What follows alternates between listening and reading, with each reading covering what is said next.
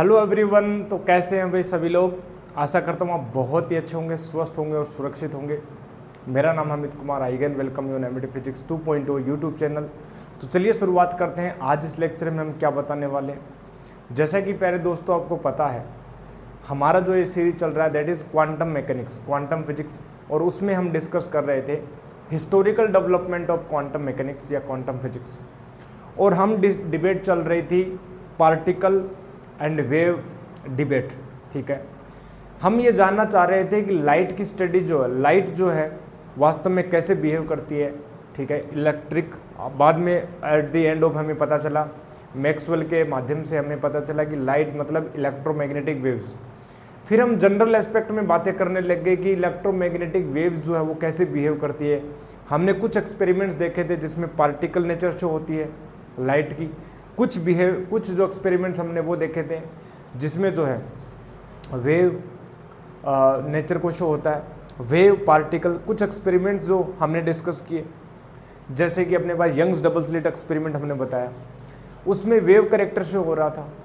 यदि दूसरी बात करें फोटो इलेक्ट्रिक इफेक्ट, तो फोटो इलेक्ट्रिक इफेक्ट में पार्टिकल नेचर शो हो रहा था। ठीक है, अब ये असमंजस था, लेकिन बाद में हमें जो है फाइनल सॉल्यूशन मिला। जो फोटो इलेक्ट्रिक इफेक्ट के में जो हमें बताया गया, क्या बताया गया, आइंस्टाइन साहब ने हमें बताया कि यस, जो लाइट है वो फोटोन की तरह बिहेव करती है। एक फोटोन पार्टिकल होता है, ठीक है, जिसके पास एक पर्टिकुलर एनर्जी होता है। अपने पास जो लाइट का एक पैकेट होता है, छोटे छोटे कणों के रूप में लाइट ट्रेवल करती है फोटोन के माध्यम से। और फिर हमने एट द एंड ऑफ बताया था कि yes, light has both character, wave and particle. Light particle भी है, लाइट वेव भी है। ठीक है, जब हम डिटेक्ट करते हैं वो डिटेक्ट होती है एज ए पार्टिकल, लेकिन वो किसी पर्टिकुलर प्लेस के ऊपर किसी पर्टिकुलर टाइम में उसकी प्रोबेबिलिटी कितनी है वो मिलने की, उस फोटोन की, वो डिसाइड होता है उसके वेव कैरेक्टर से। वो डिसाइड होता है उसके वेव कैरेक्टर से। ये हमने बताया था। फिर हमने प्रीवियस लेक्चर में आपको बताया कि ब्लैक बॉडी रेडिएशन एक एक्सपेरिमेंट था जिसके माध्यम से हमें ये पता चलता है कि लाइट जो है या इलेक्ट्रोमैग्नेटिक वेव्स जो है वो एक, या जो रेडिएशन है वो पार्टिकल नेचर को शो करती है। और हम इसी सीरीज में हम बता रहे थे कि कुछ ऐसे एक्सपेरिमेंट्स हैं जो ये बताते हैं कि लाइट जो है या इलेक्ट्रोमैग्नेटिक रेडिएशन जो हैं या इलेक्ट्रोमैग्नेटिक वेव्स जो हैं वो पार्टिकल नेचर को शो करते हैं। हमने एक एक्सपेरिमेंट आपको बताया ब्लैक बॉडी रेडिएशन, जिसमें फिर जो मैक्स प्लांक थ्योरी आई, मैक्स प्लांक भाई साहब ने, उन्होंने बताया कि यदि हम इलेक्ट्रोमैग्नेटिक रेडिएशन की एनर्जी को कंटिन्यूस मैनर में रख करके एक पर्टिकुलर एनर्जी पैकेट के मल्टीपल में रख देते हैं, दैट इज एच न्यू के मल्टीपल में जब हम रख देते हैं तो हमारी जो प्रॉब्लम है, जो अपने पास जो ब्लैक बॉडी कर्व आ रहा था, ब्लैक बॉडी रेडिएशन का जो कर्व आ रहा था वो एक्सप्लेन हो जाता है। ठीक है, तो ये बातें की मैक्स प्लांक ने, और मैक्स प्लांक की वो थ्योरी अच्छे से सक्सेसफुल हुई और हमें पता चला कि यस, जो इलेक्ट्रोमैग्नेटिक वेव्स है, लाइट जो है वो एक पार्टिकल नेचर को शो करती है। ठीक है, और हमें यह भी पता है कि वेव पार्टिकल दोनों होती है वो। ठीक है, तो अब इसी सीरीज में हम आज एक नया एक्सपेरिमेंट बताएंगे जो वो बताता है कि यस, जो लाइट जो है या इलेक्ट्रोमैग्नेटिक वेव जो वो एक पार्टिकल नेचर को भी शो करती है। ठीक है, तो कुछ एक्सपेरिमेंट्स ऐसे हैं जो वेव नेचर को शो करते हैं, कुछ एक्सपेरिमेंट्स पार्टिकल नेचर को शो करते हैं। लेकिन हमने बीच में बताया भी था आपको कि ये दोनों होती है, लाइट पार्टिकल और वेव दोनों होती है। किसी पर्टिकुलर पॉइंट के ऊपर डिटेक्ट करने की बात करो, हम डिटेक्ट करें तो वो पार्टिकल नेचर की तरह डिटेक्ट होती है, लेकिन उसका जो कैरेक्टर है वो वेव डिसाइड करता है। ठीक है, वेव का जो एम्पलीट्यूड होता है, हमने बताया था उस इक्वेशन में। ठीक है, जो वेव की इक्वेशन होती है उसका जो एम्पलीट्यूड है वो उसकी प्रोबेबिलिटी को शो करता है। ठीक है, खैर अब हम बातें करते हैं एक और एक्सपेरिमेंट की, that is hydrogen atom spectrum. ठीक है ना, ये बहुत बड़ी डिबेट थी जब हाइड्रोजन एटम स्पेक्ट्रम में हमने, जैसे कि आपको पता है, पहले हम बताएं कि आपने स्ट्रीट लाइट्स देखी होंगी। ठीक है, तो उसमें सोडियम वेपर लैंप होते हैं, सोडियम वेपर लैंप्स, या अपनी लेबोरेटरीज होती हैं, साइंस की लेबोरेटरी, उसमें मिल जाएगा आपको मर्क्यूरी वेपर लैंप। होता क्या उसमें, इन लैंप्स में गैसेज भरी रहती हैं कुछ, ठीक है, इनर्ट गैसेज होती हैं, नियोन वगैरह, आर्गन वगैरह जो गैसेज हैं वो हम भर देते हैं, और एक साइड, दो साइड में हम इलेक्ट्रोड लगा देते हैं और हम इलेक्ट्रिक करंट को फ्लो करवाते हैं। जैसे हम इलेक्ट्रिक करंट को फ्लो करवाएंगे, उन गैसेज में क्या होता है, वो आयोनाइजेशन प्रोसेस होती है। उस आयोनाइजेशन से वो इलेक्ट्रॉन है, ठीक है, वो इलेक्ट्रॉन्स हैं, वो पॉजिटिव प्लेट की ओर ट्रेवल करते हैं और एक पर्टिकुलर अपने ऊपर करंट फ्लो होती है। उस करंट के फ्लो होने से जो गैसेज हैं, ठीक है ना, वो गैसेज हैं, गैसेज के जो मॉलिक्यूल्स हैं, एटम्स हैं, वो क्या करते हैं, एक लाइट को इमिट करते हैं, और that light falls in the visible region of electromagnetic spectrum. तो इलेक्ट्रोमैग्नेटिक स्पेक्ट्रम अपने को पता है, गामा रेज, एक्स रेज, बहुत सारा स्पेक्ट्रम है, बहुत सारी वेव्स अपने पास एक पर्टिकुलर वेवलेंथ ऑर्डर में हमें मिलती हैं। लेकिन हम उस पार्ट की बात करें विजिबल रीजन की, तो विजिबल रीजन, ठीक है, उस विजिबल रीजन की खासियत ये है कि वो जो पर्टिकुलर इलेक्ट्रोमैग्नेटिक वेव्स हैं हम उसको देख सकते हैं। जैसे सनलाइट हम देख सकते हैं, ये विजिबल रीजन में। लेकिन एक्सरे हुई, गामा रेज हुई, वो हम नहीं देख सकते, ह्यूमन की इतनी कैपेसिटी है नहीं। जो अल्ट्रावायलेट रेज हैं, वो अपने जो पिजन्स होते हैं, कबूतर होते हैं, वो कबूतर देख पाते हैं अल्ट्रावायलेट रेज को, ठीक है। और एक और फैक्ट बता देता हूँ, जो अल्ट्रावायलेट रेज हैं या जियोमैग्नेटिक फील्ड है, उस जियोमैग्नेटिक फील्ड को ये जो पशु पक्षी हैं ये सेंस कर पाते हैं, और इसी कारण ये क्या करते हैं, एक प्लेस से दूसरे प्लेस माइग्रेट होने लग जाते हैं, ठीक है। तो वो सेंस कर पाते हैं। हमारे ह्यूमन की बॉडी की या ह्यूमन की इतनी सेंसेस है नहीं, डेवलप हुई नहीं कि हम उसको देख पाएँ। खैर, हम विजिबल लाइट को हम देख पाते हैं, ठीक है ना। तो विजिबल लाइट में अपने पास, जैसे ही हम बात करें अब हाइड्रोजन स्पेक्ट्रम की, ठीक है ना, हाइड्रोजन टर्म, तो जैसे सोडियम वेपर लैंप है, जैसे मर्क्यूरी वेपर लैंप है, वैसे ही आप क्या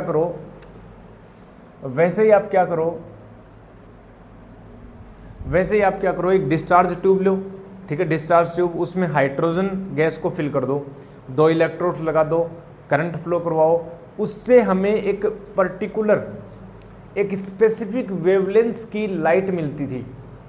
हमने वो ऑब्जर्व किया, एक्सपेरिमेंट किया हाइड्रोजन स्पेक्ट्रम, और उस हाइड्रोजन स्पेक्ट्रम में हमें, जब हमने सारा सेटअप किया, तो हमें विजिबल रीजन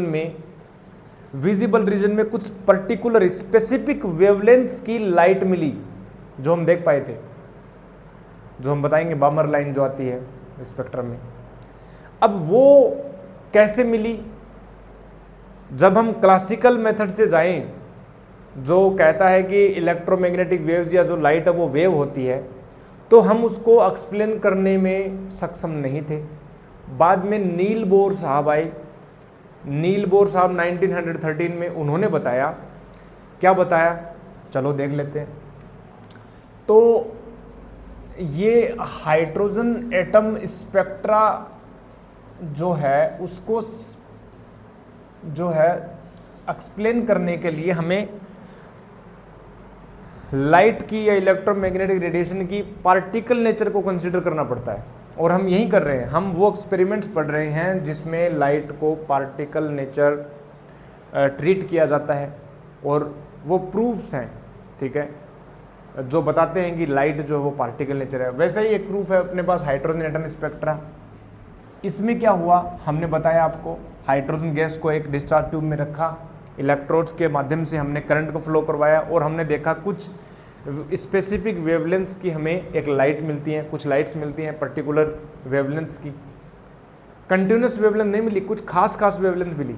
अब उसको एक्सप्लेन नहीं कर पाई अपने पास क्लासिकल फिजिक्स, तो हमारे पास नील बोर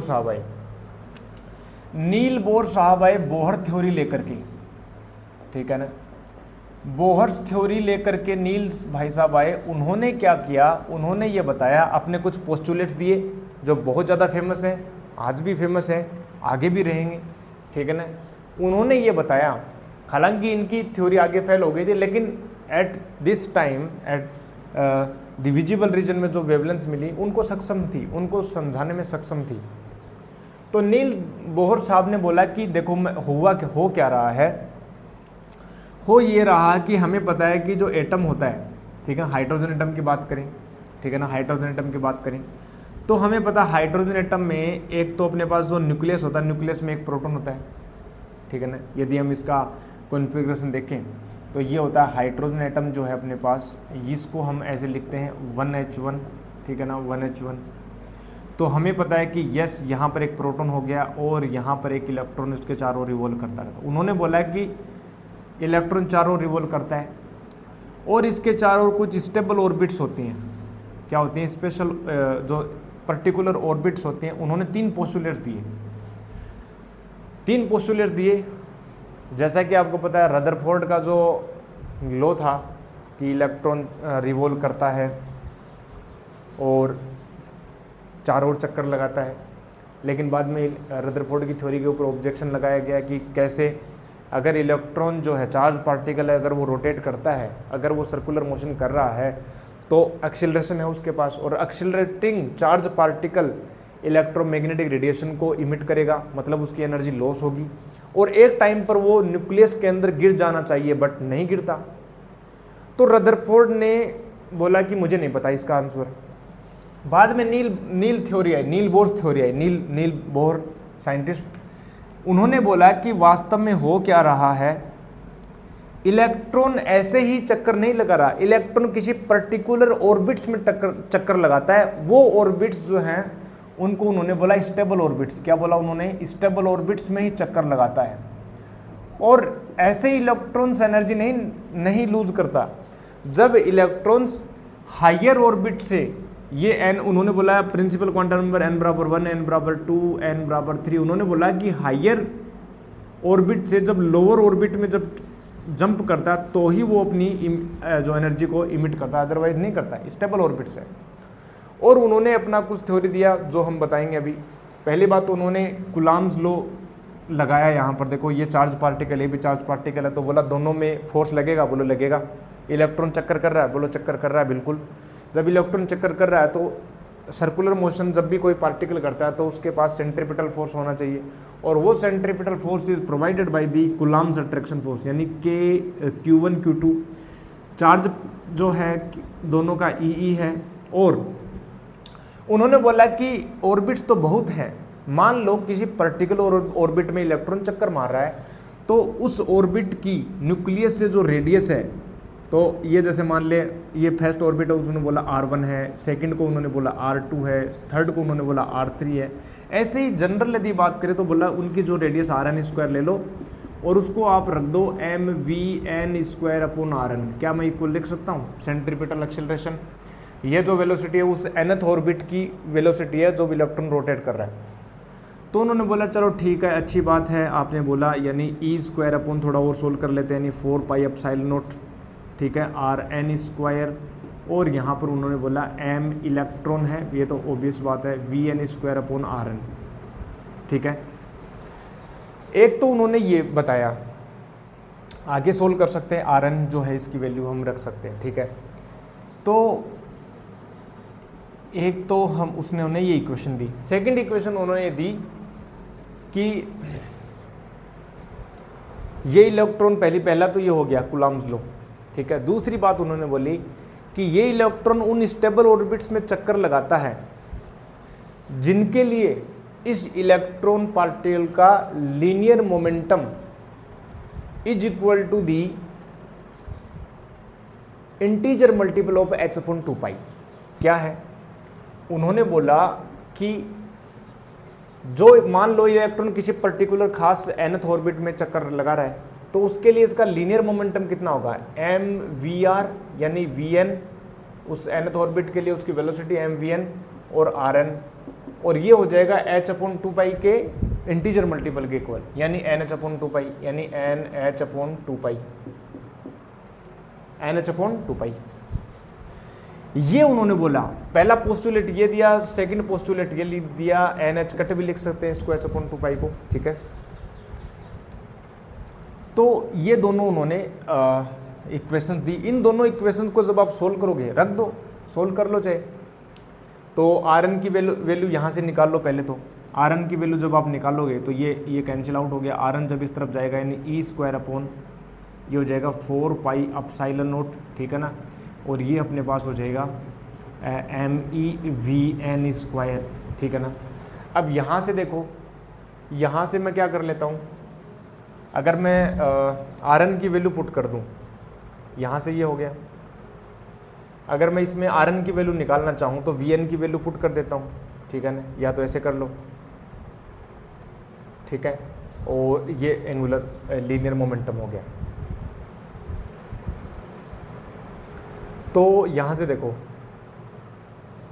अगर मैं इसकी स्क्वायर कर दूँ, वैल्यू पुट कर दो, अगर मैं इसकी स्क्वायर कर दूँ यानी m square v n square और आर एन स्क्वायर कर देता हूँ, ठीक है ना, यहाँ से, तो यहाँ से मेरे पास हो जाएगा वी एन स्क्वायर की वैल्यू यहाँ पर पुट कर दूंगा मैं आर एन की टर्म्स में, ठीक है ना, तो हो जाएगा अपना काम।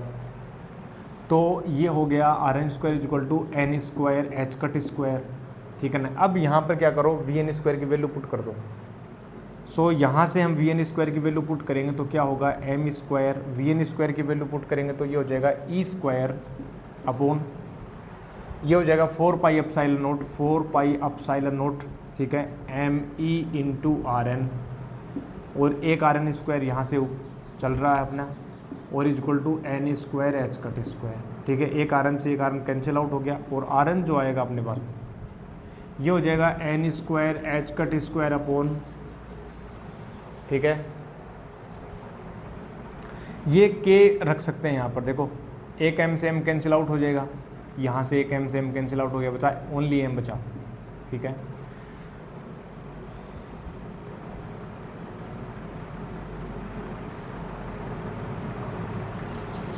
ठीक है, और यहाँ पर मैं इस 4 पाई एप्सिलॉन नॉट को यदि मैं 1/4 पाई एप्सिलॉन नॉट को के लिख देता हूँ, ठीक है, तो ये हो गया।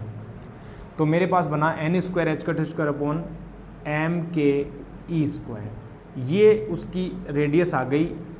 जो इलेक्ट्रॉन जो है किसी पर्टिकुलर nth ऑर्बिट में रोटेट कर रहा है, सर्कुलर मोशन कर रहा है, उसकी ये रेडियस आ गई। अब जब रेडियस आ गई तो क्या मैं ऐसे बोल सकता हूँ क्या कि वेलोसिटी भी हम निकाल सकते हैं? क्या वेलोसिटी निकाल सकते हो? बिल्कुल, यहाँ से रख दो, देखो ये वाला फॉर्मूला रहा। क्या मैं यहाँ से वी एन निकाल देता हूँ, यानी एन एच कट अपॉन यहाँ से मेरे पास एम आर एन, और आर एन की वैल्यू मैं रख देता हूँ n square h cut square upon m k E square. तो यहाँ पर मेरे पास जो वेलोसिटी आई ना वी एन, यानी एम से एम कैंसिल आउट हो जाएगा यहाँ से ये वाला, और ये मेरे पास एन एच कट से N H cut cancel out हो गया, ये मेरे पास बना के ई square upon N H cut. यहाँ से वेलोसिटी आ गई, ठीक है ना, यहाँ से वेलोसिटी आ गई। अब जब वेलोसिटी आ गई, स्पीड आ गई और उसकी रेडियस आ गई, अब उन्होंने बोला कि थर्ड जो पोस्टुलेट ये था कि इलेक्ट्रॉन ऐसे ही नहीं एनर्जी को लूज करता। इलेक्ट्रॉन तब एनर्जी को लूज करता है जब इलेक्ट्रॉन हायर ऑर्बिट से लोअर ऑर्बिट में ट्रांजिट करता है, ट्रांजिशन करता है, हायर ऑर्बिट से लोअर ऑर्बिट में, उच्च स्तरीय कक्षा से निम्न स्तरीय कक्षा में, ठीक है, जब अपनी एनर्जी को लूज करता है, ठीक है, एक पर्टिकुलर टाइम 10⁻⁻8 सेकंड के लिए रहता है और फिर वापस अपने ग्राउंड लेवल में आ जाता है, एनर्जी को लूज करता है, तब वो ये रेडिएशंस को इमिट करता है। और उन्होंने बोला, देखो उन्होंने ये कहा कि मान लो हम एनर्जी निकालते हैं, उनका डिफरेंस जो है वो ऐसा पोस्टुलेट। देखो थर्ड पोस्टुलेट क्या था, मुझे बता देना चाहिए। थर्ड पोस्टुलेट उन्होंने ये बताया, ये तो पहला पोस्टुलेट हो गया, ये तो पहला पोस्टुलेट हो गया, ठीक है ना। सेकंड हम ये ऐसे लगा सकते हैं, ये वाला हो गया। और थर्ड जो उन्होंने बोला कि मान लो हायर जो लेवल है वो मान लेते हैं N2 है, मान लो कि ये इस प्रकार से है, ठीक है, ये मान लेते हैं कि N1 है, ये मान लेते हैं N2 है, ये मान लेते हैं N3 है, ठीक है ना। तो या तो ऐसे कर लो कि इसको M बोल दो, या N2 ऐसे कर लेते हैं। उन्होंने बोला कि हायर ऑर्बिट से जब लोअर ऑर्बिट में आएगा तो जो एनर्जी का जो डिफरेंस होगा, यानी अपने पास होगा उच्च स्तरीय En2 माइनस जो En1 मिलेगा, वो मिलेगा अपने पास h न्यू के टर्म्स में, यानी hc बाई लेमडा, ये उन्होंने बोला, उसका थर्ड पोस्टुलेट किया था। ठीक है, तो याद करो, देखो एच न्यू क्या है, वो क्वांटम, ठीक है, वो मिनिमम वैल्यू, ठीक है, वो फोटोन की जो वैल्यू है जो मैक्स प्लांक ने बताया, एच न्यू मिनिमम एनर्जी। तो उन्होंने बोला En2 माइनस En1, जो इलेक्ट्रॉन जब जंप करेगा हायर से लोअर में तो जो एनर्जी लूज करेगा वो कितनी लूज करेगा, इन दोनों की डिफरेंस के इक्वल जो एनर्जी होगी, that will be H new. और इस आधार पर उन्होंने जब लेमडा कैलकुलेट किया उन पर्टिकुलर उस एक्सपेरिमेंट के लिए, हाइड्रोजन एटम स्पेक्ट्रा के लिए, तो हमने देखा कि जैसे ही उन इक्वेशंस को जब उन्होंने सोल्व किया तो हमें जो मिला डाटा वो इसको मैच कर रहा था, हाइड्रोजन एटम स्पेक्ट्रा को। ठीक है, कैसे, देखो, क्या मैं ऐसे बोल सकता हूँ कि एनर्जी पहले एनर्जी निकाल सकते हैं, क्या एनर्जी निकाल सकते हैं? देखो, किसी भी पर्टिकुलर nth ऑर्बिट में जो एनर्जी होगी, क्या मैं बोल सकता हूँ कि इस टाइम पर इलेक्ट्रॉन की एनर्जी कौन सी है? क्या काइनेटिक एनर्जी है? क्या इसके पास पोटेंशियल एनर्जी भी है? बिल्कुल है। काइनेटिक एनर्जी कितनी होती है? Half m v n square और माइनस काइनेटिक पोटेंशियल एनर्जी कितनी होती है? के Q1 Q2, ठीक है, अपॉन Rn। क्या यही होती है? क्या ये nth लेवल की एनर्जी है? अब देखो यहाँ पर Vn की वैल्यू पुट कर दो। जब Vn की वैल्यू पुट करोगे ना तो कितना बनेगा? हाफ एम Vn की वैल्यू जब पुट करोगे यहाँ से, देखो क्या बनेगा? के स्क्वायर e⁴ अपॉन अपने पास बना n square h cut square, ऐसे ही माइनस, ठीक है, के ई स्क्वायर आया, ठीक है ना। Rn की वैल्यू जब पुट करेंगे यानी n square h cut square, यानी n square h cut square upon m के ई स्क्वायर, यानी m के ई स्क्वायर। तो यहाँ से पहले दोस्तों देखो, m के स्क्वायर e⁴ अपॉन क्या बना? 2n square h cut square बन गया, माइनस का क्या बन गया? देखो, क्या यही वैल्यू बनेगी? यानी m के ई स्क्वायर और सॉरी e⁴ और k स्क्वायर, ठीक है, अपॉन में n square h cut square. अब यहाँ से जब हम सोल्व करें तो देखो, जब यहाँ से हम सोल्व करते हैं तो एनर्जी जो मिली, nth ऑर्बिट की जो एनर्जी मिली वो मिली मेरे पास माइनस का हाफ m के, ठीक है, स्क्वायर e⁴ और ये बना n square h cut square. ये nth ऑर्बिट की एनर्जी मिली। लेकिन हम बातें कर रहे हैं n1 के लिए, तो पहली बात करते हैं En2 के लिए।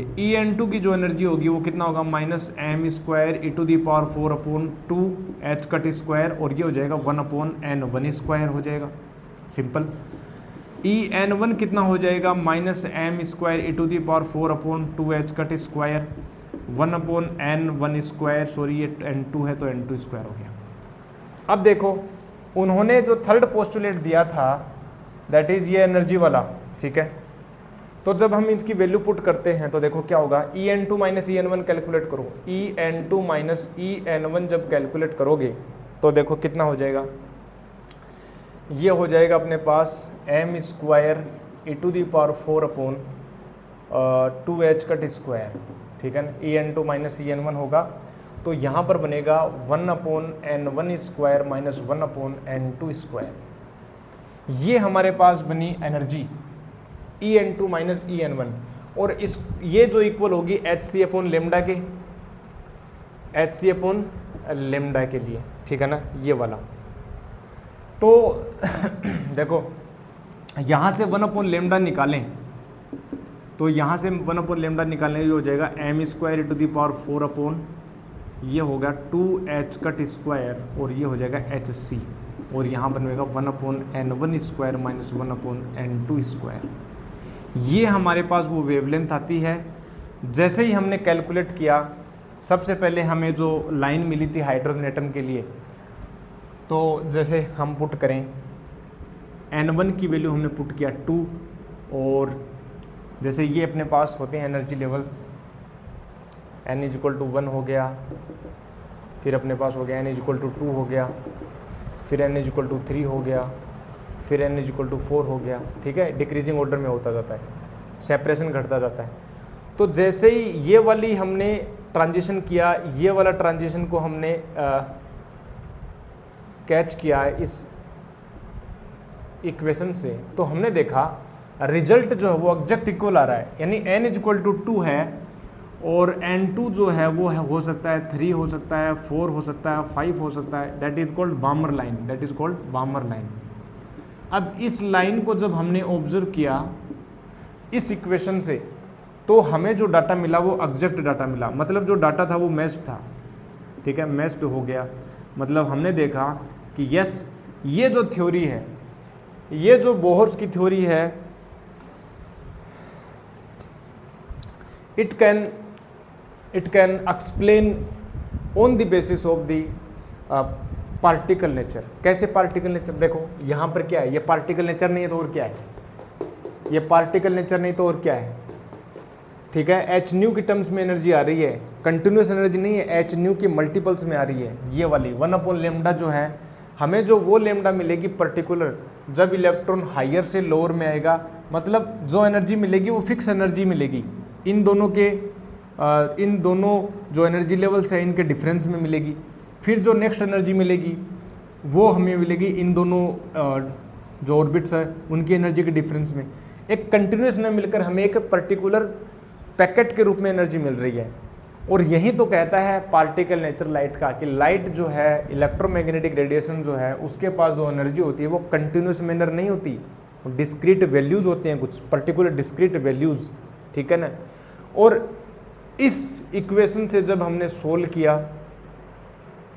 हमने मैच किया डाटा को, जो एक्सपेरिमेंटल जो हमने वेरीफाई किया, तो हमें मैच हो गया। हमने देखा कि यस, जो थ्योरेटिकल प्रेडिक्शन है और जो अपने पास एक्सपेरिमेंटल ऑब्जर्वेशन हमने देखा, दोनों मैच हो गए। और यहाँ पर जो वो सक्सेसफुल था नील बोर्स की थ्योरी। लेकिन हाँ, हमें पता है कि नील बोर की थ्योरी जो आगे सक्सेसफुल हो नहीं पाई, ठीक है ना, क्योंकि सिंगल इलेक्ट्रॉन एटम्स के लिए वैलिड थी, ठीक है। तो ये एक और एक्सपेरिमेंट है, मतलब हाइड्रोजन एटम स्पेक्ट्रा, जो ये बताता है कि लाइट या इलेक्ट्रोमैग्नेटिक रेडिएशन वेव भी होती है और पार्टिकल भी होती है। यहाँ पर हमने पार्टिकल कैरेक्टर को देखा, ठीक है, देख लिया, ओके। तो हम यही बताना चाह रहे हैं। अभी क्वांटम फिजिक्स में और आगे बढ़ेंगे तो और भी मजा आने वाला आपको, पहले इसको नोट कर लेना, फिर हम देखते हैं नेक्स्ट एक्सपेरिमेंट क्या था, ओके।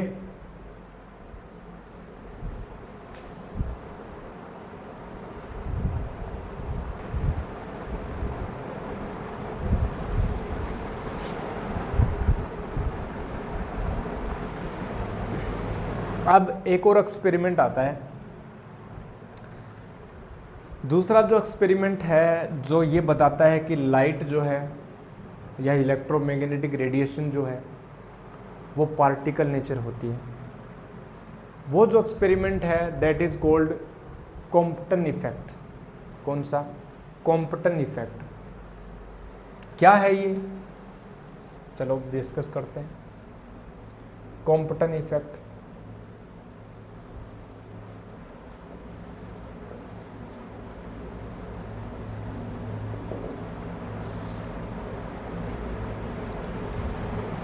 कॉम्पटन इफेक्ट क्या है? प्यारे दोस्तों, हुआ क्या,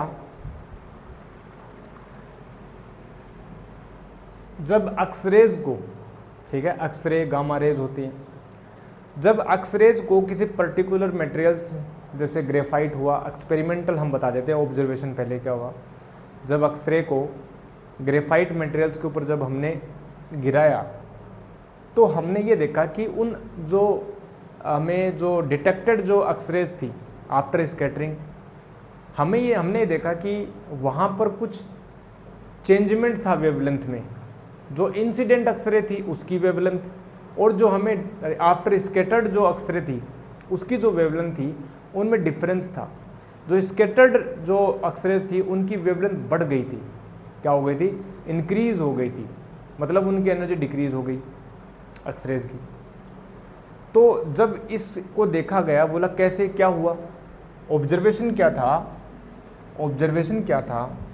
ऑब्जर्वेशन ये था कि ये मान लेते हैं एक्सरे का कोई सोर्स है, ठीक है ना, एक्सरे का कोई सोर्स है, वहाँ से एक्सरेज को गिराया हमने, ठीक है ना, किसी पर्टिकुलर जो अपने पास जो मटेरियल है, जैसे ग्रेफाइट जो है, ग्रेफाइट के ऊपर गिराया हमने, और हमने ये देखा जो स्केटर्ड जो एक्सरेज हैं, ये अनस्केटर्ड है, ठीक है, ये एक्सरेज डायरेक्ट जो आई वो सीधी की सीधी चली गई हमारे पास, ये वाली, ठीक है, और ये कुछ एक्सरेज है जो स्केटर्ड हुई। हमने ये देखा चारों ओर स्केटर्ड हुई। जब हमने डिटेक्टर लगाया, ठीक है ना, डिटेक्टर लगाया तो डिटेक्टर जब डिटेक्ट किया उसने, तो हमें एक ग्राफ मिला, ये अनस्केटर्ड है, ठीक है ना, अनस्केटर्ड जो है, और ये स्केटर्ड एक्सरे, स्केटर्ड एक्सरेज है, ठीक है, स्केटर्ड एक्सरेज। ये वाला एंगल जो हमने देखा फाई, ठीक है, मान लेते हैं ये एंगल कितना, फाई से स्केटर्ड हो गई। तो हमें एक्सपेरिमेंटल जो ऑब्जर्वेशन मिला वो क्या था, हमें ग्राफ मिला, और वो ग्राफ था इंटेंसिटी, ठीक है ना, इंटेंसिटी वर्सेस वेवलेंथ लेमडा, ठीक है ना, जो हमें यहाँ पर डिटेक्टर में जो डिटेक्ट हुई जो वेवलेंथ जो है हमें वो क्या मिला, देखो उनका जो ग्राफ था कुछ इस प्रकार से था,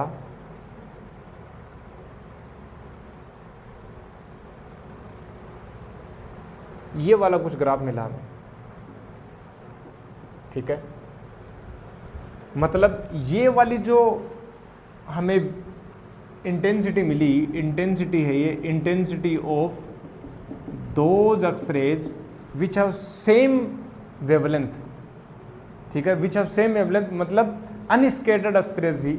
मान लो हमने लेमडा वेवलेंथ की एक्सरेज को हमने डाला, तो हमें आउटपुट में भी कितनी वेवलेंथ मिली, लेमडा, लेकिन हमें कुछ अदर एक्सरेज मिली जिनकी जो वेवलेंथ थी प्यारे दोस्तों वो लेमडा डैश हो गई थी, मतलब उनकी जो वेवलेंथ है वो बढ़ गई थी, क्या हो गई थी, बढ़ गई थी। और ये जो शिफ्ट मिला हमें डेल्टा लेमडा, ये जो शिफ्ट मिला, हमने ये देखा है कि ये जो डेल्टा लेमडा है, यानी जो सेपरेशन है, जो गैप है इंसिडेंट एक्सरेज की वेवलेंथ और स्कैटर्ड एक्सरेज की वेवलेंथ, इनका जो गैप है ये ना तो इंसिडेंट एक्सरेज की वेवलेंथ पर डिपेंड करता है, ठीक है ना, न इंटेंसिटी पर डिपेंड करता है, ये डिपेंड करता है एंगल के ऊपर, स्कैटरिंग एंगल के ऊपर, कितने एंगल पे जो एक्सरेज स्कैटर्ड हुई उनके ऊपर डिपेंड करता है। जितना ज़्यादा ये स्कैटर्ड एंगल हुआ, ठीक है, जितना ज़्यादा स्कैटर्ड एंगल होगा, हमने देखा कि जो ये जो गैप है,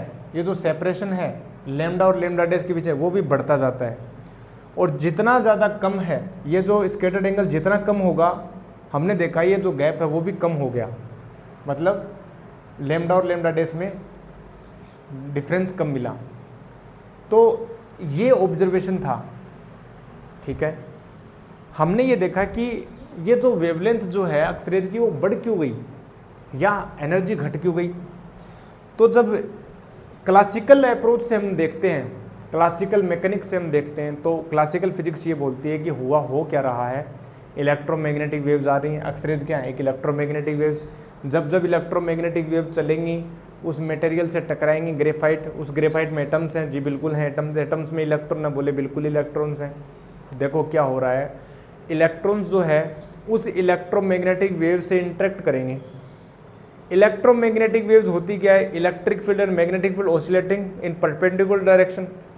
इलेक्ट्रिक फील्ड और मैग्नेटिक फील्ड का ऑसिलेशन तो है electromagnetic field according to classical physics. तो उन्होंने बोला कि वो इलेक्ट्रिक और मैग्नेटिक फील्ड में डोमिनेंट जो होता है वो इलेक्ट्रिक फील्ड होता है, तो होगा क्या, वो जो इलेक्ट्रॉन है उस इलेक्ट्रिक फील्ड से इंटरेक्ट करेगा, ठीक है, और वो ऑसिलेशन करने लग जाएगा, क्योंकि इलेक्ट्रिक फील्ड जो फोर्स लगाता है, इलेक्ट्रिक फील्ड क्या लगाता है, इलेक्ट्रॉन के ऊपर फोर्स लगाता है। तो जब इलेक्ट्रिक फील्ड में वेरिएशन हो रहा है, ऑसिलेशन हो रहे हैं, तो जितनी फ्रीक्वेंसी से जब इलेक्ट्रिक फील्ड और मैग्नेटिक फील्ड ऑसिलेशन करते हैं उसी फ्रीक्वेंसी से इलेक्ट्रॉन भी ऑसिलेट करने लग जाएगा। और जब इलेक्ट्रॉन ऑसिलेशन करेगा तो हमें पता है कि कोई भी इलेक्ट्रॉन जो ऑसिलेशन करेगा एक्सेलरेटेड उसकी मोशन होगी, तो वो एक इलेक्ट्रोमैग्नेटिक वेव्स इमिट करेगा जो उतनी ही फ्रीक्वेंसी की होगी जितनी हमने इंसिडेंट करवाई।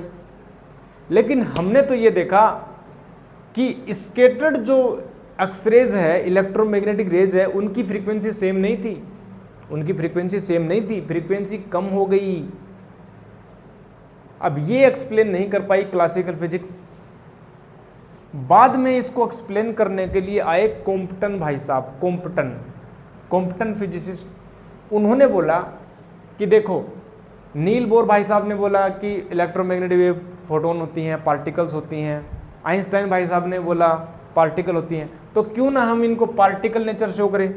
अगर हम इसको पार्टिकल नेचर माने, एक्सरेज को वेव्स न मानकर एक छोटे छोटे कणों से मिलकर हुआ माने, तो और फिर हम सोल्व करें तो देखें क्या कि ये जो इंटेंसिटी का जो डिस्ट्रीब्यूशन है, वेवलेंथ बढ़ क्यों गई, क्या हम उसको एक्सप्लेन करने में सक्षम हो पा रहे हैं। जब उन्होंने ये इन एक्सरेज को फोटोन की तरह ट्रीट किया या पार्टिकल की तरह ट्रीट किया, तो हमने ये देखा yes we could able to explain this practical observation. और हम सफल हुए कि हाँ, हमने एक्सप्लेन कर दिया। कैसे किया, लेट मी एक्सप्लेन। तो हुआ क्या था, ये हमें एक्सपेरिमेंट्स को क्या करना है, प्रूव करना है। तो उन्होंने ये कहा कि ये जो एक्सरेज आ रही है इसको ऐसे मानो, कैसे मानो, इसको ऐसे मानो कि एक फोटोन्स आ रहा है। क्या है, फोटोन आ रहा है। तो उन्होंने बोला कि ये चलो एक्स एक्सिस है, यहाँ से जो एक्सरेज हैं उसको क्या मानो, फोटोन मानो। तो फोटोन मतलब इसको एक कण मान लो। तो कण मान लिया हमने, बोला कि ये कण आ रहा है, यानी ये कण आ रहा है फोटोन। ठीक है, क्या आ रहा है, फोटोन आ रहा है, यहाँ से फोटोन आया। और फोटोन की एनर्जी को हमने बोला कि मान लो उसकी फोटोन की एनर्जी है एच न्यू, मतलब एच सी बाई लेमडा। क्या ये होती है, बिल्कुल होती है। और उस ग्रेफाइट में जो इलेक्ट्रॉन है, ठीक है ना, इलेक्ट्रॉन चक्कर लगा रहे हैं, लेकिन उस इलेक्ट्रॉन की बात करो जो लूजली बाउंड इलेक्ट्रॉन है, मतलब ऑलमोस्ट फ्री इलेक्ट्रॉन्स हैं। अगर उस इलेक्ट्रॉन से ये कोलाइड करेगा तो क्या उस इंस्टेंट के ऊपर हम उस इलेक्ट्रॉन को स्टेशनरी मान सकते हैं, क्योंकि इतनी स्पीड से आती है ये फोटोन, और इतनी इसकी स्पीड होती नहीं, इलेक्ट्रॉन्स की ऑर्बिटल मोशन इतनी होती नहीं। तो यदि कंपैरिजन में हम कंपेयर करें कि ये इस फोटोन के रेस्पेक्ट में, इस इलेक्ट्रॉन को हम रेस्ट में माने, तो इसको स्टेशनरी मान लिया और ये कोलिजन हो गया, कोलाइड होकर के, स्कैटरिंग होकर के ये फोटोन जो है वो इस तरफ चला गया। ठीक है ना, फोटोन इस तरफ चला गया, और ये एंगल उन्होंने बोला कि मान लेते हैं फाई। और जो इलेक्ट्रॉन स्कैटर्ड हो गया, वो जो इलेक्ट्रॉन स्कैटर्ड हो गया, ये जो इलेक्ट्रॉन स्कैटर्ड हो गया, उसको हमने बोला कि ये इस प्रकार से हो गया, इसका एंगल मान लेते हैं थीटा। क्या ले लेते हैं, थीटा। ठीक है ना, ये इस प्रकार से,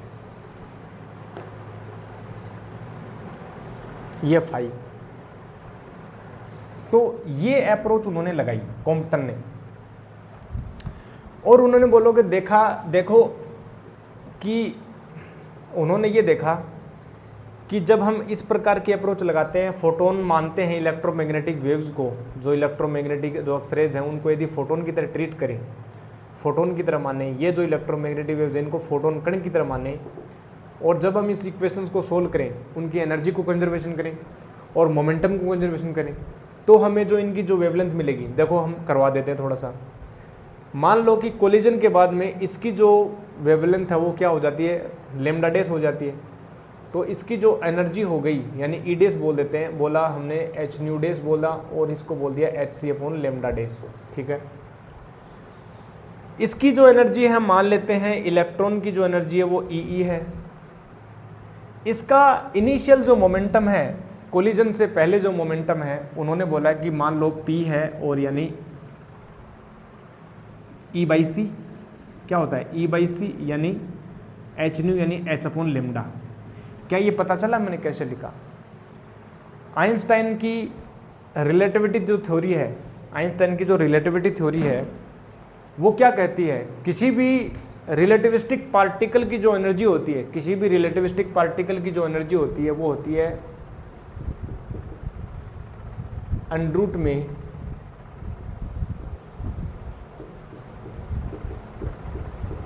क्या ये एनर्जी होती है, ये रेस्ट मास है उस पार्टिकल का। लेकिन हमें पता है फोटोन का जो रेस्ट मास होता है, फोटोन का जो रेस्ट मास होता है, फोटोन का रेस्ट मास 0 होता है। तो जब हम यहाँ पुट करें तो E की वैल्यू आ जाएगी PC, क्या आ जाएगी PC, और E जो होता है वो h न्यू है, ठीक है, मैक्स प्लांक ने बोला था।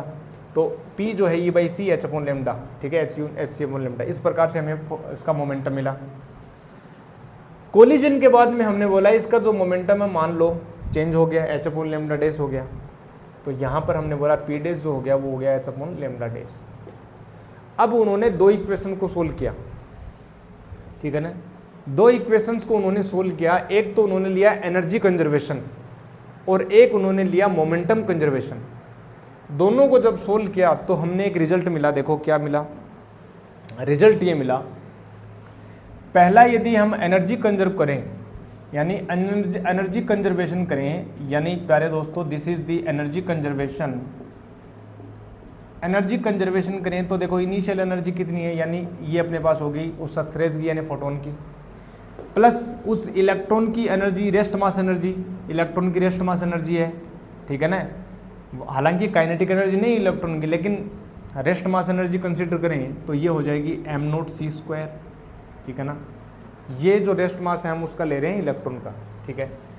कोलिजन के बाद में उस फोटोन की जो एनर्जी हो जाती है मान लेते हैं E', और ये बाद में जो उस एनर्जी यानी इलेक्ट्रॉन की जो एनर्जी है, और हम इसको रिलेटिविस्टिक पार्टिकल मानेंगे। रिलेटिविस्टिक आफ्टर द कोलिजन हम ये मान रहे हैं कि इसकी जो स्पीड है इतनी हो जाती है कि वो रिलेटिविटी में चला जाता है। तो इसकी जो एनर्जी हम लिखेंगे वो लिखेंगे उस इक्वेशन के हिसाब से, यानी अंडर रूट में m0² c⁴ प्लस p²c²। ये एक इक्वेशन हमने लिखा। दूसरी इक्वेशन हमने लिखा मोमेंटम कंजर्वेशन। क्या लिखा? Momentum conservation.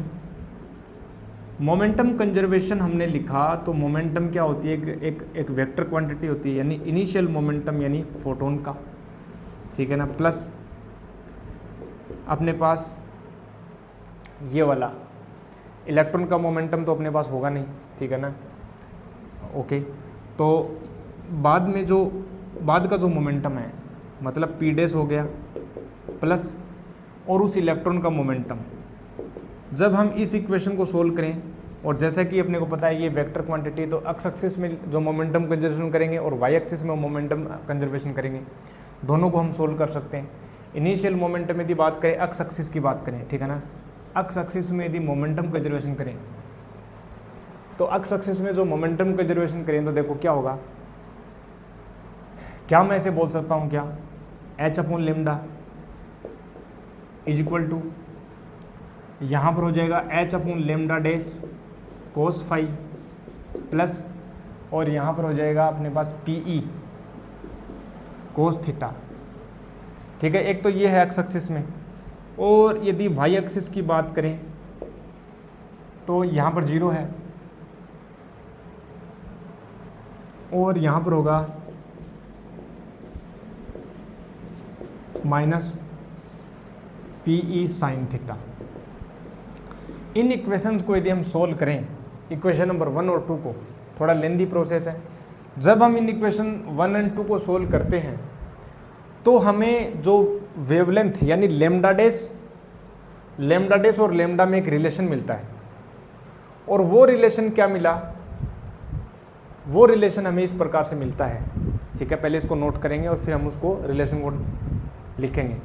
इसका जो सेपरेट वीडियो बनाएंगे, इनका जो इनको सोल्व करके बताएंगे हम कि कैसे इन दोनों इक्वेशन को सोल्व करते हैं, ठीक है।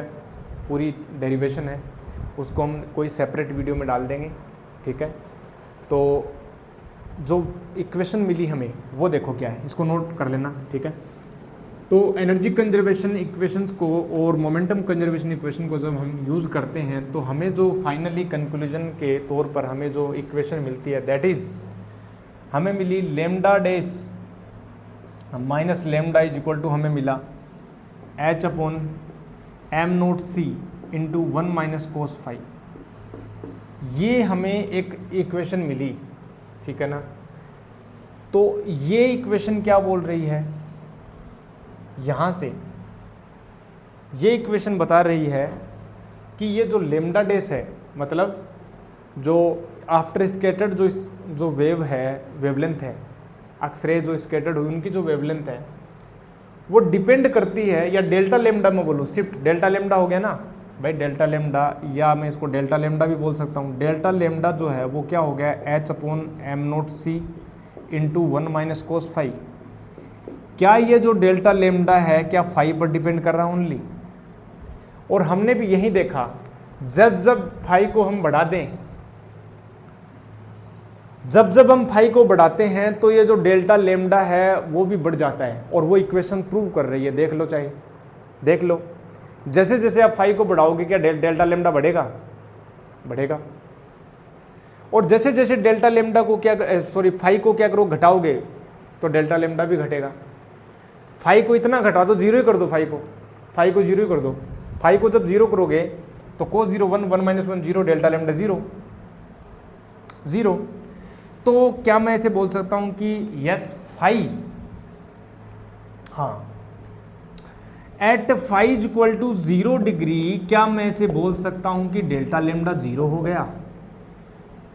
क्या मैं at five is equal to 90 degree लिख सकता हूं कि डेल्टा लेमडा कितना हो गया, h upon M naught c, और इसकी जो वैल्यू है उसको बोलते हैं, इस जो मिनिमम वैल्यू इसको बोलते हैं एच अपॉन एम नोट सी को अपने पास बोलते हैं कॉम्पटन वेवलेंथ। क्या बोलते हैं? कॉम्पटन वेवलेंथ लेमडा सी, और इसको इसकी जो वैल्यू होती है 0.24243 एंगस्ट्रॉम, ठीक है।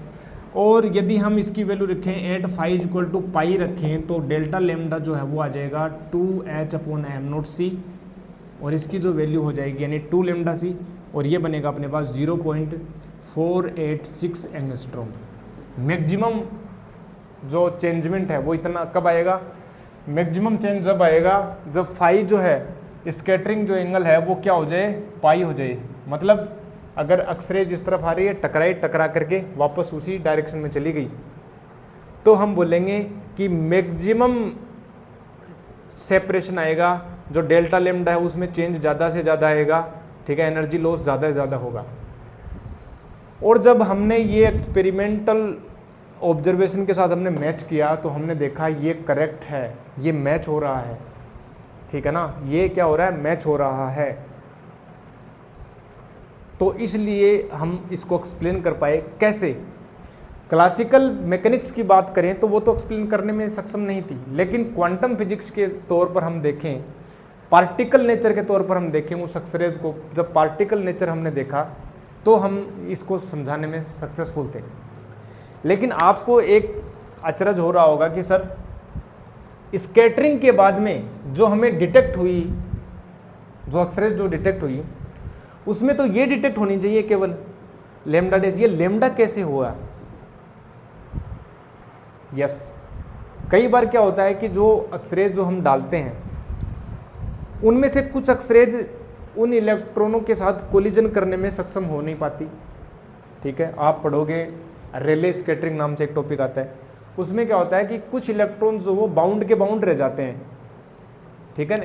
कुछ जो फोटॉन्स हैं वो जो कोलाइड हो रही हैं उन इलेक्ट्रॉन्स के ऊपर, तो कुछ इलेक्ट्रॉन वो निकलते नहीं हैं, जिद्दी इलेक्ट्रॉन्स हैं, बाउंड इलेक्ट्रॉन्स हैं, तो उनसे क्या होता है कि वो जो एक्सरेज है केवल इलास्टिक कोलिजन करती है, ठीक है, बिना किसी उसके डायरेक्ट कोली हिट किए, और जितनी जो वेवलेंथ इंसिडेंट थी उतनी स्कैटर्ड होकर हमें वो की वही वेवलेंथ मिल जाती है। लेकिन कुछ फोटॉन्स या कुछ एक्सरेज जो हैं वो डायरेक्ट जो है उन इलेक्ट्रॉन्स के ऊपर कोलिजन करती हैं, और उन कोलिजन करने के बाद में कुछ एनर्जी जो उन इलेक्ट्रॉनों को दे देती है, और वो एनर्जी जो लॉस हो जाएगी, इसका मतलब उसकी जो वेवलेंथ है वो बढ़ जाएगी आफ्टर स्कैटरिंग, वो हमें इस प्रकार से मिलती है, लेमडा डैश और लेमडा, ठीक है ना। तो इसमें कोई अलग से दिमाग लगाने की जरूरत है नहीं, रेले स्कैटरिंग नाम से अलग से टॉपिक आएगा, वो हम कवर कर लेंगे। ये हमें मिला, ठीक है, लेमडा डैश। तो अच्छा ये बात हो गई। अब आप बोलोगे कि ये जो वेवलेंथ में जो शिफ्ट आया डेल्टा लेमडा है, ये केवल फाइव पर ही डिपेंड करता है। मतलब चाहे कोई भी वेव ले लें, या एक्सरेज लो, गामा रेज, कोई भी वेव ले हो, क्या उसमें जो डिफरेंस है, स्कैटरिंग जो एक्सरेज है उनकी जो वेवलेंथ है और जो इंसिडेंट है उनकी जो वेवलेंथ है, क्या उनका जो डिफरेंस है हमेशा क्या फाइव पर ही डिपेंड करेगा, केवल स्कैटरिंग पर डिपेंड करेगा? इंसिडेंट जो इलेक्ट्रोमैग्नेटिक रेडिएशन है उनकी वेवलेंथ के ऊपर कोई डिपेंडेंसी नहीं होती। जी नहीं, उनके ऊपर कोई डिपेंडेंसी नहीं होती। देखो एनर्जी में एक एनर्जी का हम बताएं आपको, मुझे एक बात बताओ कि ये जो फोटोन है या एक्सरेज है, ये इनके ऊपर गिरते ही इसने कुछ एनर्जी इस इलेक्ट्रॉन को दी और बाकी वो स्कैटर्ड होकर चली गई। यदि मैं बोलूं कि इसमें कितना लॉस हुआ, यदि मैं आपसे पूछूं कि इस एक्सरेज का एनर्जी लॉस बताओ, तो तुम क्या कहोगे कि सर एनर्जी लॉस बताएं? तो तुम बोलोगे कि सर इनिशियल एनर्जी ज़्यादा थी, बाद में एनर्जी घट गई यानी ईडेस हो गई, और जो एनर्जी का जो डिफरेंस है वो किसकी एनर्जी में जाएगा? क्या इलेक्ट्रॉन की एनर्जी में जाएगा? क्या इलेक्ट्रॉन की एनर्जी में जाएगा? क्या? यस, इलेक्ट्रॉन की एनर्जी में जाएगा। ये हमें मिलता है, ठीक है। तो क्या मैं इसे बोल दूं कि ये हो गया? अब मैं बोलूं कि फ्रैक्शनल एनर्जी लॉस बताओ। फ्रैक्शनल एनर्जी लॉस का मतलब हुआ कितनी एनर्जी लॉस हुई, कितनी एनर्जी लॉस हुई? जितनी एनर्जी लॉस हुई वो इलेक्ट्रॉन की एनर्जी है, मतलब एनर्जी लॉस यानी ई अपॉन इंसिडेंट एनर्जी कितनी है? ई गुणा 100%। This is called fractional loss, this is called fractional loss. तो ई जब हम करें यानी ई माइनस का ई डेस अपॉन ई, ठीक है, ये 100% लगा लेना। तो E equal to H C upon lambda, ये हो गया एच सी अपॉन अपने पास लेमडा माइनस एच सी अपॉन लेमडा डेस, और यहाँ से जब हम बात करें यानी ये हो गया H C upon lambda, h c से एच सी कैंसिल आउट हो जाएगा, ये बनेगा लेमडा डेस माइनस का लेमडा, ठीक है ना, अपॉन लेमडा डेस। प्यारे दोस्तों ये अपने पास बना लेमडा, जब हम सोल्व करें तो मेरे पास बनेगा lambda dash minus lambda upon lambda डेस। क्या यही बना क्या? ठीक है, तो ये अपने पास आता है फ्रैक्शनल एनर्जी लॉस, ठीक है ना। फ्रैक्शनल एनर्जी लॉस किसके इक्वल आया? Lambda dash minus lambda upon lambda डेस। अब लेमडा डेस माइनस लेमडा को क्या लिख सकते हैं? डेल्टा लेमडा अपॉन लेमडा डेस। क्या ये लेमडा आएगा?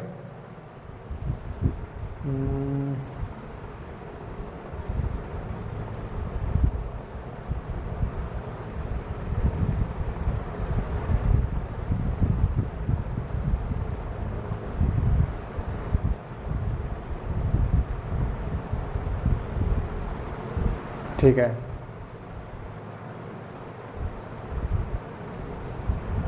अब देखो फ्रैक्शनल एनर्जी लॉस, यहाँ फ्रैक्शनल एनर्जी लॉस मतलब कितनी तो एनर्जी लॉस हुई, कितनी एनर्जी लॉस हुई? ई डेस माइनस ई, यानी ई माइनस ई डेस बोल दो चाहे, क्योंकि ये हायर एनर्जी है फिर कम हो गई, तो ई माइनस ई डेस। और अपने पास इंसिडेंट एनर्जी कितनी थी? ई थी। तो ये तो हुआ फ्रैक्शनल एनर्जी लॉस। जब हमने इसको सोल्व किया यानी एच सी अपॉन लेमडा, ठीक है, माइनस एच सी अपॉन लेमडा डेस, इसको हमने एच सी अपॉन लेमडा सोल्व किया, फिर एच सी से एच सी सारा कैंसिल आउट हो गया अपने पास, और ये बनाया 1 upon lambda, lambda dash minus lambda lambda dash upon 1 upon lambda, ठीक है। और यहाँ से देखो ये लेमडा से लेमडा कैंसिल, लेमडा डेस बना, ठीक है, ओके। तो यहाँ से अपने को मिला फ्रैक्शनल एनर्जी लॉस, ठीक है, फ्रैक्शनल एनर्जी लॉस हमें मिलता है, ओके। यहाँ से अपने को मिलता है fractional energy loss, okay, yes. अब मुझे एक बात बताओ, ठीक है, मुझे एक बात बताओ, क्या ये जो फ्रैक्शनल एनर्जी लॉस है किसके इक्वल है? डेल्टा लेमडा और लेमडा डेस के। और लेमडा डेस को मैं क्या लिख सकता हूँ? क्या डेल्टा लेमडा जो है लेमडा डेस माइनस लेमडा है, और लेमडा डेस कितना हो गया? Delta lambda plus lambda. इसमें पुट करो तो delta lambda upon delta lambda plus lambda इसके इक्वल आया। तो फ्रैक्शनल एनर्जी लॉस है वो delta lambda upon delta lambda plus lambda के इक्वल है। अब देखो, अगर आप एक्सरेज की जगह गामा रेज डालोगे, एक्सरेज की जगह आप गामा रेज आपने डाला, इंसिडेंट किया, तो वो होगा क्या? गामा रेज की जो है एनर्जी ज़्यादा है, मतलब एनर्जी ज़्यादा है, मतलब वेवलेंथ क्या होगी उसकी? कम होगी। जब वेवलेंथ उसकी कम होगी तो क्या उनमें फ्रैक्शनल एनर्जी लॉस ज़्यादा नहीं होगा? देखो, वेवलेंथ कम है, लेमडा क्या है? कम है। लेमडा जब कम है तो क्या फ्रैक्शनल एनर्जी लॉस ज़्यादा होगा? इसका मतलब यदि आप गामा रेज डालोगे तो उनमें energy loss, fractional energy loss ज़्यादा होगा। ठीक है, उसका मतलब वो जो गामा रेज हैं वो कॉम्पटन इफेक्ट को अच्छे से शो करेंगी। लेकिन मैं उनकी तरफ जाऊं, विजिबल रेज की तरफ चले जाऊं, तो विजिबल रेज की तरफ एनर्जी घट जाती है, मतलब वेवलेंथ बढ़ जाती है। ठीक है, मतलब फ्रीक्वेंसी बढ़ जाती है और फ्रीक्वेंसी घट जाती है और वेवलेंथ बढ़ जाती है। तो जब वेवलेंथ बढ़ जाएगी तो क्या उनका फ्रैक्शनल एनर्जी लॉस कम होगा? मतलब उनका जो एनर्जी लॉस है वो कम होगा। इसका मतलब वो कॉम्पटन इफेक्ट को अच्छे से शो नहीं करेंगे, अच्छे से एग्जिबिट नहीं कर पाएंगे। ठीक है, तो मैं ये बोलूं कि हाँ, ये डिपेंड तो नहीं करता, केवल 5 पर डिपेंड करता डेल्टा लेमडा, लेकिन ये इस बात पर डिपेंड करता है, उनका जो फ्रैक्शनल एनर्जी लॉस है वो डिपेंड करता है लेमडा के ऊपर, वो डिपेंड करता है लेमडा के ऊपर। लेकिन जो कॉम्पटन शिफ्ट जो आता है, जो उनकी डेल्टा लेमडा है, वो केवल और केवल 5 पर ही डिपेंड करता है। ठीक है ना, केवल 5 पर डिपेंड करता है और किसी पर भी डिपेंड नहीं करता। इंसिडेंट वेवलेंथ के ऊपर डिपेंड नहीं करता, इंसिडेंट वेवलेंथ पर डिपेंड करता है केवल इनका फ्रैक्शनल एनर्जी लॉस। तो इससे हम ये बता पाए कि क्यों कॉम्पटन इफेक्ट को हम समझा नहीं पा रहे थे क्लासिकल फिजिक्स के द्वारा, लेकिन जैसे ही कॉम्पटन फिजिसिस्ट भाई साहब ने, उन्होंने बोला कि यदि आप इसको एक्सरेज को एक फोटोन नेचर की तरह मान लो, पार्टिकल नेचर की तरह मान लो, तो हम इजीली एक्सप्लेन कर सकते हैं। और हमने किया और डाटा को जो वेरीफाई किया तो हमने बोला कि बिल्कुल सही है, मैच्ड है। तो ये कुछ एक्सपेरिमेंट्स थे जो ये बताते हैं कि लाइट जो है वो पार्टिकल भी है, वेव भी है, दोनों है। ठीक है, और हमारा मकसद यही था कि हम आपको बता पाएँ कि लाइट जो पार्टिकल भी है और वेव भी है। ओके, ठीक है, तो यहाँ तक हमारा कंप्लीट होता है। हम आपको बताएंगे नेक्स्ट लेक्चर में जो भी बाकी का जो पोर्शन है। ठीक है, तब तक के लिए पढ़ते रहें प्यारे दोस्तों। मैं मिलूंगा आपको नेक्स्ट लेक्चर में। तब तक के लिए क्या करना है, stay healthy, stay and keep taking healthy food, do more and more outdoor activities. I will meet you next lecture. तब तक के लिए थैंक यू वेरी मच।